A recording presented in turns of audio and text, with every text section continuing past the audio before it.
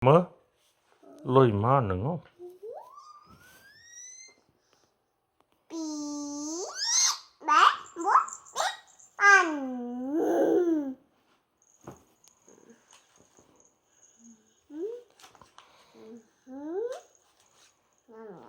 Con vô lôi năng thử ấy.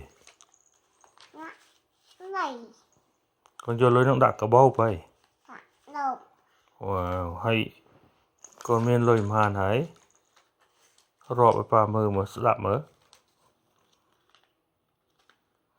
Con miền lôi màn ấy đặt cả bao nâng đó. Con rọ mơ. Prampel, con miền prampel. Wow, hay cái bao con nữa nè.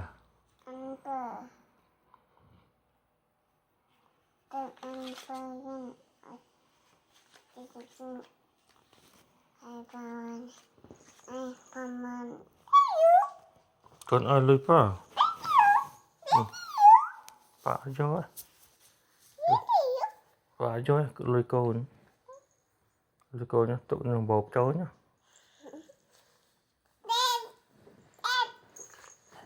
Ôi lôi pa có mấy pa cho thế. Bắt chết này. Con rọm á lôi từng ôm mạn. Prampel ơi. Rọm mà không. Mùi pi bay sama tao.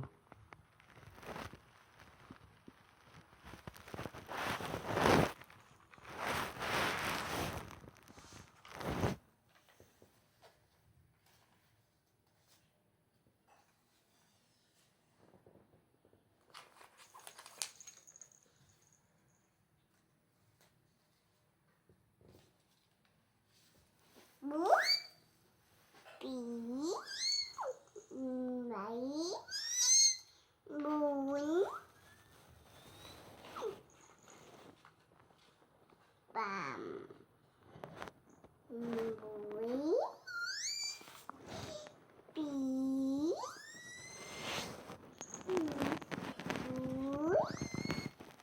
bí bí cạp Lôi mát. Nó sắp pi pi nữa. Đôi từ trơn trường pi ấy. Con rọm đong tiền mơ. Mà mình con thi ai câu này. Hai con o con mình con thi ớt con. Mình o con mình con thi ớt.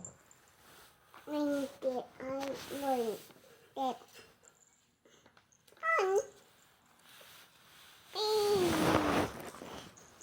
bí cạp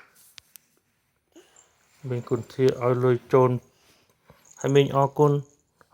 Hay o con mình ớt. Con oan lôi gió.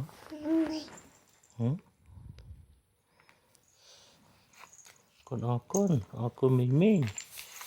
Wow, con này. Con đi papa thọt con ta. Papa thọt con ta. Papa thọt con Papa thọt con ta. Papa thọt con xây cái phao ớt này. Wow, nâng cái đá prama con. Cái đá prama. Nâng men muối nè prama. Wow. Nâng con ta câu nó, nâng men con ta câu này đúng không? Nâng ta tem nữa nè. Cái con ta bạn. Con ta tem này nè. Papa chút áo sạch mình nú. Papa ấy kê mình con đã mót con con lên lôi vậy, con lên lôi con đã mót coi tệ. Cái đã mót đấy con, mót ồn con đã cho mình vui vui cô nhá. Cái lên mót đã con cắn lôi cho đã mót mình ăn. Yeah, mình con sạch. Có mọi đã đầy nồng nắng nó con nó. Bắt đấy. Tắm ấy. Xong tôi vui con chơi papa mấy. Vui con chơi papa mấy.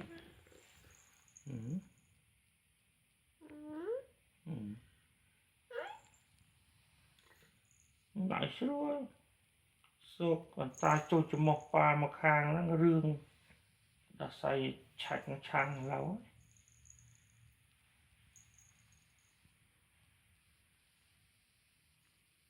Wow. đây mấy hey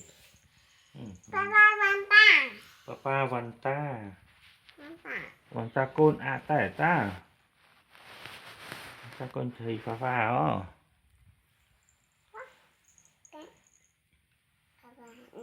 ôi rồi đại chẳng ó anh ta vẹo văn ta chẳng ó salute